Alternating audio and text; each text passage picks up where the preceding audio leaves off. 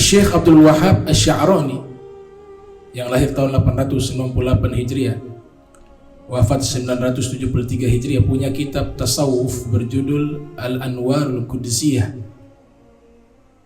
ala Ma'rifah Qawaidi Sufiyah.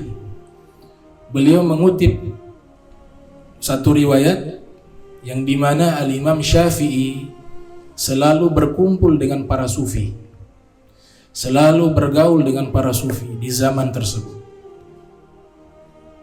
Nah, ada beberapa kelompok di zaman sekarang mengatakan Imam Syafi'i itu anti terhadap kalangan kaum sufi.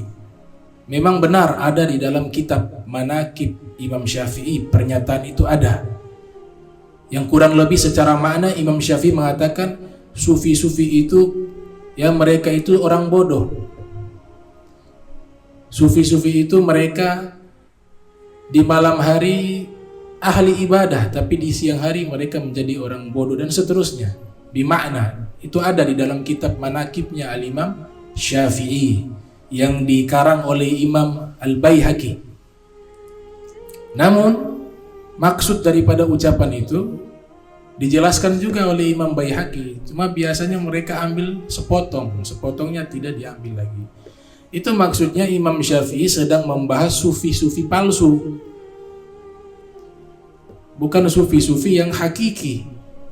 Kalau sufi-sufi yang hakiki, para sufi yang benar, itu telah dinyatakan sendiri oleh Imam Syafi'i dalam diwannya, dalam kitab kumpulan puisi beliau, yang beliau katakan kun faqihan sufiyah, jadilah kalian ahli fikih yang sufi.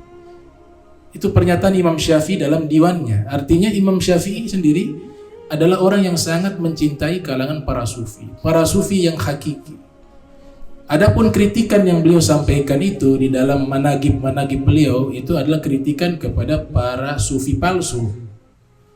Kalau sufi asli sebagaimana yang dinyatakan oleh Imam Sahal At-Tustari yang dikutip oleh Al-Imam Abu Nuaim Al-Asbahani dalam kitab Hilyah, juga dikutip oleh Ibnu Mulaqqin dalam kitab Tabaqatul Awliya, Imam Sahal mengatakan man sofa minal qadar wamtala'a minal fikr wa nqata'a illallah minal bashar wastawa indahu al-dhahab wal madar.